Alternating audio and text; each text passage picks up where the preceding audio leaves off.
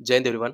My name is Supreet Singh और आज की वीडियो में हम बात करने वाले हैं रिगार्डिंग इंडियन एयरफोर्स इनटेक 22026 के रिटन पोर्शन के बारे में, क्योंकि your exam dates are already out and hardly 10 days are left to your examination. ठीक है, तो इसमें मैं आपको बताने वाला हूँ लास्ट 10 डेज में आपको क्या करना है, dos and don'ts, then reasoning, English, mathematics plus GK and current affairs का पार्ट। इन सब्जेक्ट्स को अब आपको कैसे टैकल करना है, क्योंकि टाइम तो आपके पास बचा नहीं है। फिर भी इतना टाइम बचा है कि जितना मैं बोल देता हूँ उतना आप कर लेते हैं।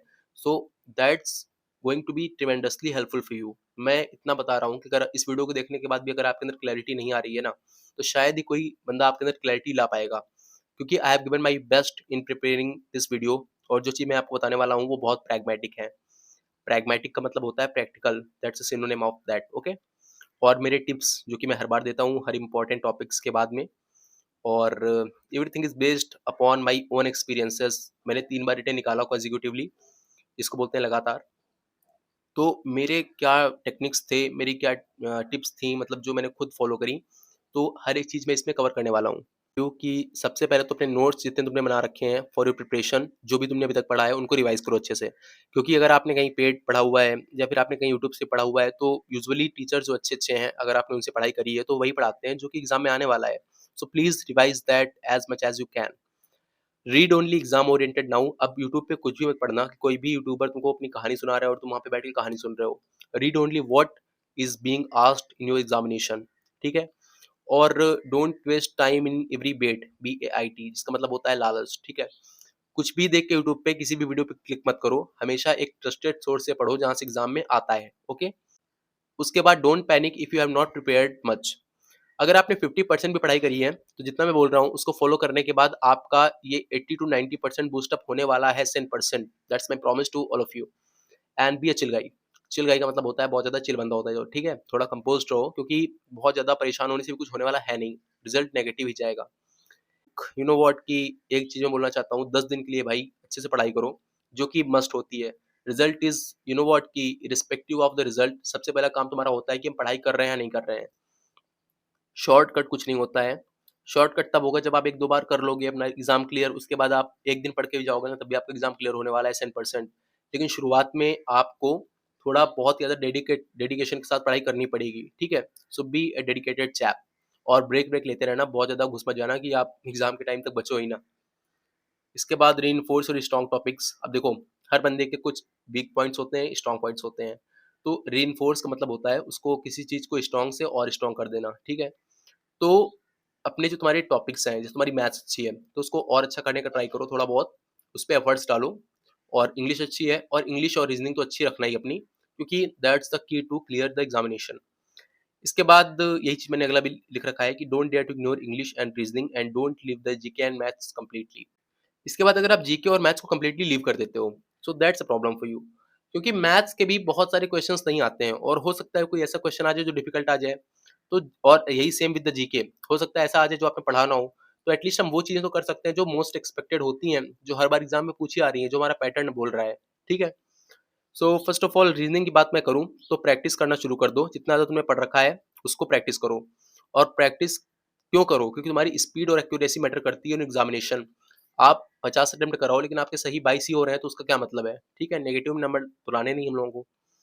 उसके बाद do revision of important chapters. और इतना मैं बता रहा हूँ, यूट्यूब से करो, अपने खुद के नोट से करो, या जैसे भी करो।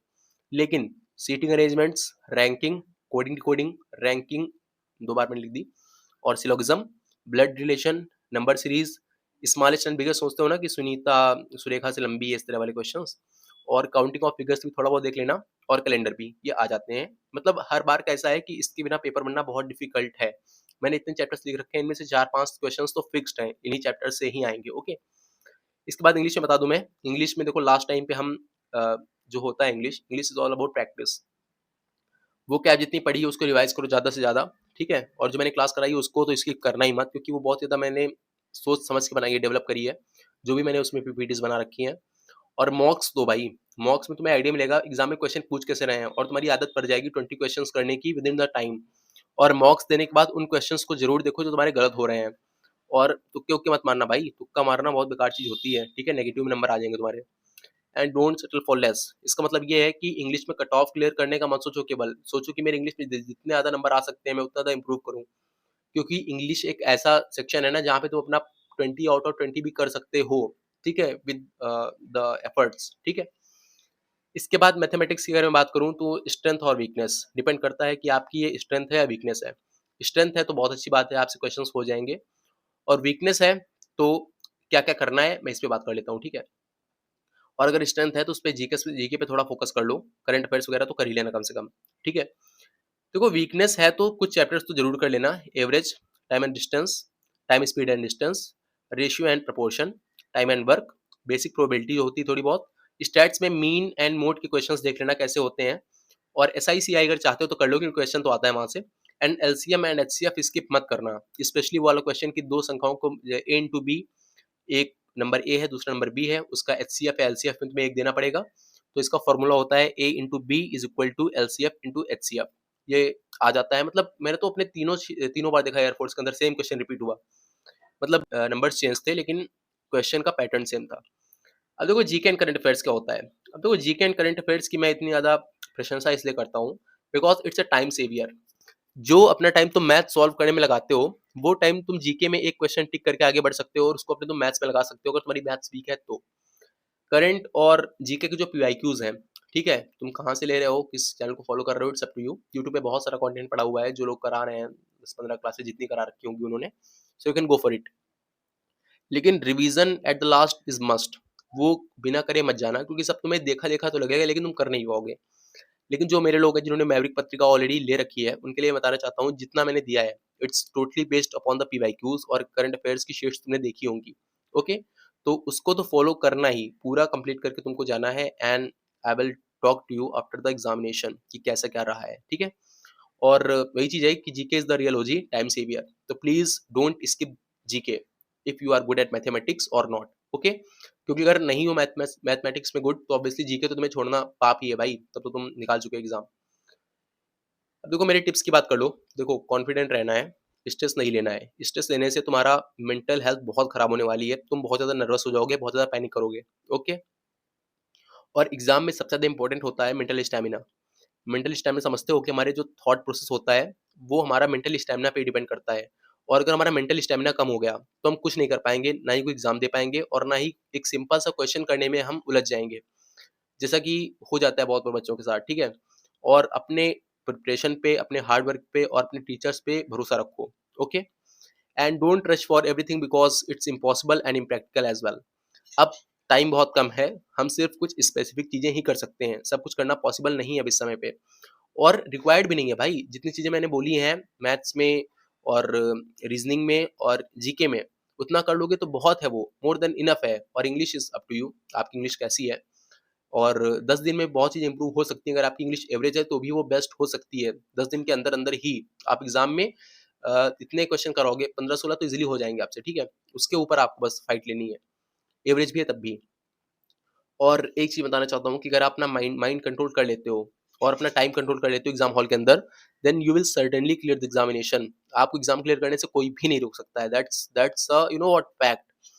एंड क्वेश्चंस को ईगो पे मत लेना, जो कि मैंने अपने सेकंड अटेम्प्ट पे लिए थे नॉन वर्बल के, और मेरा सारा टाइम खत्म हो गया था। मैंने एक बार देखा 7 मिनट्स, फिर दोबारा देखा मैंने 3 मिनट्स।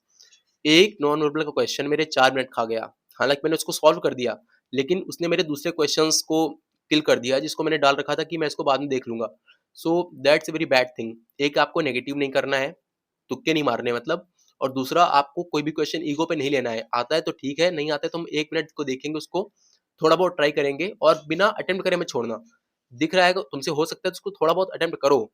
अगर अगला टाइम ले रहा है तो छोड़ दो भाई उसको, क्योंकि टाइम नहीं है हमारे पास, यू ओनली हैव 25 मिनट्स। और सबसे आखिरी में इम्पोर्टेंट अनाउंसमेंट ये है कि मुझे ना एक पर्टिकुलर डिफेंस चैनल से ऑफर आया है कि अगर आप चाहो तो हम मेन चैनल के ओनर से बात कर सकते हैं फॉर यू नो व्हाट कि उधर पे पढ़ाने के लिए, क्योंकि आजकल उस चैनल पे क्लासेस वगैरह पढ़ती हैं नहीं, ठीक है। And it is one of the biggest platform on the defence, मतलब डिफेंस के फील्ड में बहुत बड़ा प्लेटफॉर्म है वो। And I really appreciate that particular platform, क्योंकि मैंने भी वहीं से पढ़ाई कर रखी थी at a point of time, ठीक है। फॉर माई फर्स्ट अटेम्प्ट मैं उनको फॉलो करता था बहुत ज़्यादा। तो मैंने फ़िलहाल तो बोल दिया कि सर मैं देखूँगा अभी, क्योंकि मैं अपना चैनल छोड़ना नहीं चाहता हूँ। लेकिन let us see, I also want to take your opinion, if you want then please tell me, और लेट अस सी क्या होता है। फ़िलहाल तो सब कुछ होल्ड पे है। इसके बाद मैं एक बताना चाहता हूँ कि hard work and confidence plus patience is the key to clear the examination and best of luck mavericks and Jai Hind.